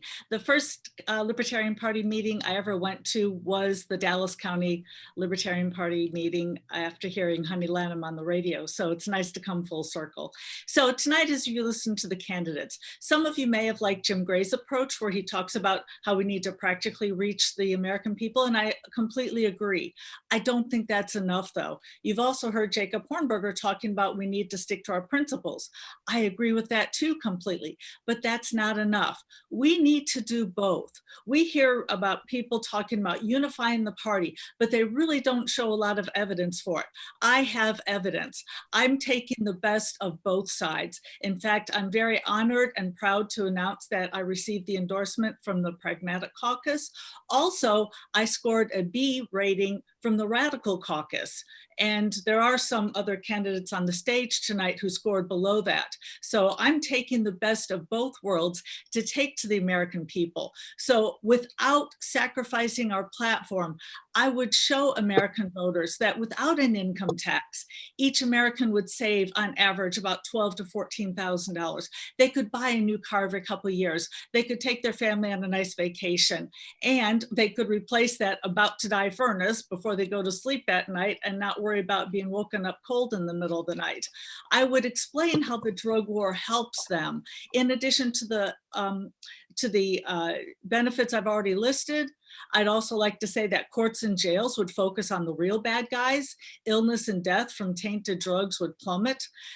People with drug problems would be able to easier seek help, so we would have fewer people out there who were addicted. Also, when looking at healthcare, we would dramatically lower the costs. We've got evidence, we've got case studies showing that with a different system, with a free market system, healthcare costs would be 75% lower than what they are now. That's a substantial reduction. With my Bring the Troops Home, my platform is turn America into one giant Switzerland, armed and neutral. So this would help end the pretext for massive government overspending and high taxes. We would take reasons for people of foreign countries to hate Americans away. We would take away their reason to seek revenge. It would reduce the threat of terrorism and make our streets safer. Under the environment, under a free market system, we would have a cleaner environment. We would have cleaner waterways, cleaner streets, and a better life to live. So if you like my campaign, please visit my website. I'm at joj2020.com. Thank you. Thank you. Jacob Hornberger, last 3 minutes for your closing remarks, please. Thank you, Whitney, and thank you to the Texas LP for a fantastically run debate. This is obviously one of our best. I also want to say to all my opponents in this race, it's been a real honor and a pleasure to be participating in this debate with y'all, as well as whole campaign. We're all fighting for the same thing, and it's an honor and a pleasure to be with y'all. Now, when America got founded, there were some bad founding principles. We know that, slavery and so forth, but there were some good founding principles. Americans could keep everything they earned, 100%, and decide for themselves what to do with it. No Social Security, no Medicare, no Medicaid, no welfare state. No warfare state. If you had told Americans after the Constitutional Convention that the Constitution was going to bring into existence a welfare state and a national security state, they would have rejected the deal. So what I want to do with this campaign is gets people to reflect on such questions like, do you want to be free? What does it mean to be free? What is the role of government in a free society? Because if we can get them thinking at that profound fundamental level, then we've got a shot to achieve our goal. And that's our goal. Now, as we know, the progressives started introducing socialist ideas at the turn of the 19th century. America had the most prosperous nation in the world, the most charitable nation in the world, all voluntary. It was amazing. And then the socialists come in with their income tax, their Federal Reserve in 1913. Then Roosevelt totally converts America's system to a welfare state. That's the crown jewel, Social Security. And then he nationalizes gold, destroys the finest monetary system. Lyndon Johnson builds on that with this socialist system of Medicare and Medicaid as part of his Great Society. These things, when we talk about the debt today, these programs, we have $150 trillion in these unfunded liabilities. Social Security and Medicare are $50 trillion. So any candidate in this race is a libertarian that says that they're going to keep Social Security and Medicare intact because they're scared of confronting the American people on what freedom is and thinks they're going to do it without an income tax and an IRS, that's impossible. That's $50 trillion. What I'm saying is, let's go to the American people with a bold campaign, a campaign of pure libertarian principles. Take it right to Donald Trump, make it to Joe Biden. Look what you've done with your welfare state way of life. Look what you've done with a CIA that has the power to assassinate Americans, the NSA that has the power to spy on Americans. We strike the root this way. It's the only way to achieve freedom. If we're going to just go in this campaign and argue with them over which socialist reform plan is the best, then we lose. In order to achieve freedom, which is our goal, we've got to argue with our strengths are principles, ideals, sound ideas on liberty. If we do that, we've got a shot at achieving our goal of a genuinely free society. Thank you, Mr. Hornberger. Dan Berman, your last 3 minutes. So I think some really important points were brought up here, but I still see this traditional libertarian thinking that we have. And I want to challenge everybody watching to start thinking outside of the libertarian circle. Get your head out of the echo chamber, because a lot of these ideas, they sound wonderful and I love them also. But we have to recognize, if we really want to spread this idea to people outside of the party, to introduce this to new people, we have to stop talking about these regular talking points that nobody are interested in. Even when we talk about healthcare, we talk about how the government's the problem and all these other things. Yes, that's true. But like when Jacob asks, if you go to somebody and do you want to be free? Most people think they're already free. So of course, yeah, I want to be free, but what are you going to do about that? There is no answer to that. But if you ask them, do you want to be financially free? Do you want to be out of debt? Do you want to stop wasting all your money on rent? Then they're interested. And we're talking about people on the left and the right. The people on the right know they're spending a lot of money on all these things that they shouldn't be spending on. They're worried about job security. They're worried about immigration because of job security and how that's going to affect their job security. These are issues that people are really concerned about. And that's why I put together this new American dream, which actually says we're going to fix those problems. We're going to get rid of individual debt. We're going to get people out of debt. We're going to put people back in their own property. If it weren't for property taxes and inheritance taxes and income taxes, everybody would have the money they need to pay off the debts that they have. They'd be living in their own homes with a roof over their head, rent-free and debt-free. The average American buys their first home when they're more than 30 years old. And not even the average, just about every house mortgage is a 30-year mortgage. That means you're paying rent until it's almost time for you to retire. And if there's any money left in your Social Security, any money that's coming from that, you're going to use that Social Security money just to pay the property tax on that property or to pay your rent if you were never able to buy. The FHA, we talk a lot about the healthcare programs and how Medicare has increased the cost of healthcare. I don't hear that many people talking about how the FHA has increased 8-fold the cost of housing. Why do people have to borrow money for 30 years? Before the FHA, people were buying their houses cash, or they would take out a 50% loan and have it paid off in 5 years. Why aren't these libertarian issues? These are issues that mainstream America cares about. This is why the Democrats and the Republicans are winning, because they're giving them false promises of UBIs and all these handouts and incentives and everything else that they're going to get, and all their problems are going to go away. Remember Obamacare? You remember the sales pitch for that? That's what that is. And if we don't address these people's concerns and tell them that we have better solutions, we're never going to escape that loop. If we want to win, we have to escape the loop, and it does work. I've seen it work. I've done it with this campaign. Berman2020.com. Thank you. And Adam Kokesh, the last 3 minutes for candidates belong to you tonight. Thank you so much, Whitney, and to the Libertarian Party of Texas, everybody join us and everybody who's made it possible for us to get to this point. I want to take these last few minutes to talk directly to the delegates, especially those in Texas, who I'm asking for your support. I'm asking for your vote to get the nomination of the Libertarian Party. I wouldn't ask this if I didn't think it was the best thing for the party. I am truly afraid that we might nominate a candidate who's going to bore people to death, who's going to take on anti-libertarian positions that we're going to have to apologize for, that are going to stand in our way of growing this movement and actually growing the party and winning converts to a different way of thinking that we represent. I'm afraid that we're going to have a nominee who represents a failed strategy, where we might pander and compromise our principles to win votes and lose in the long run because we lost the opportunity to connect with people with a message that we know motivates and inspires all of us. As a candidate, I think I've proven that I have the best hustle. I've gone to more state conventions than anybody else. I've raised more money than anybody else. And frankly, the idea that this platform is scary is just opposite of the truth. This is a platform that unifies people, that calms people, that assures people that we don't have to be afraid anymore. We don't have to be afraid of authority. We don't have to be afraid of the federal government. And that's a lot scarier than any libertarian could ever be. Now, we have to be realists. We have to look at what works. Which of us as candidates actually can get a message outside the Libertarian Party? And in this race, the only real options here, if you were a realist, have been Justin Amash, Berman Supreme, and myself. I think I've got the best record of actually waking people up to a different way of thinking.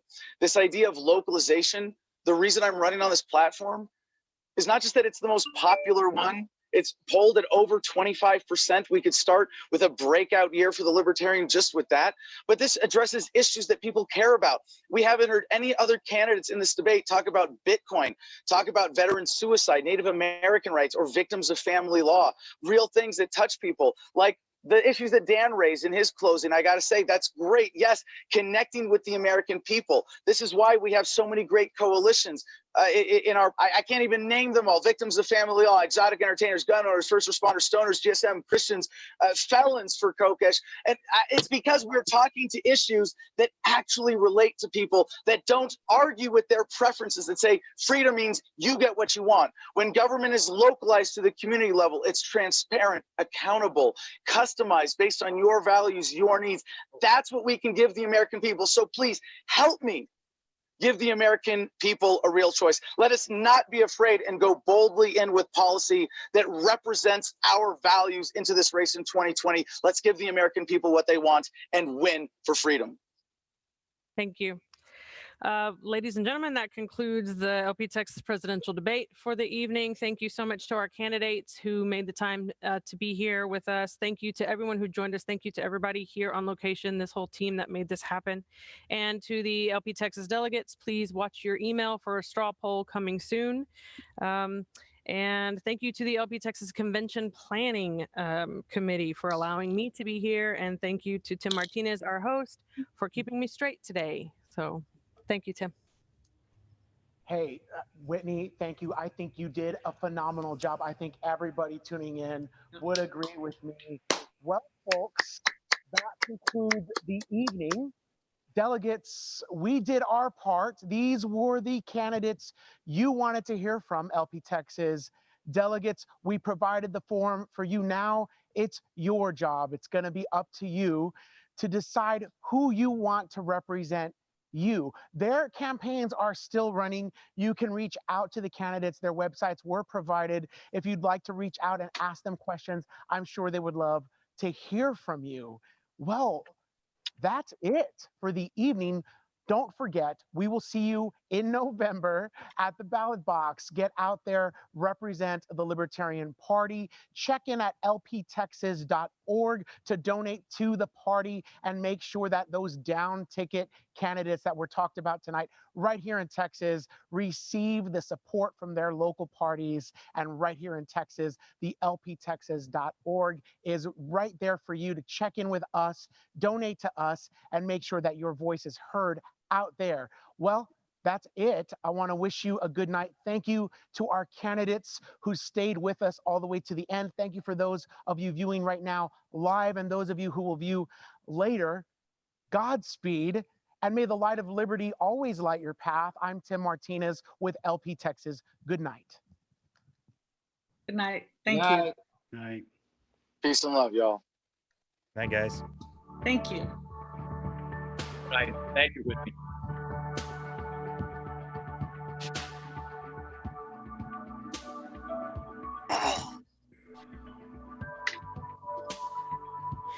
Time for the after party, right? All right, this is where everybody shows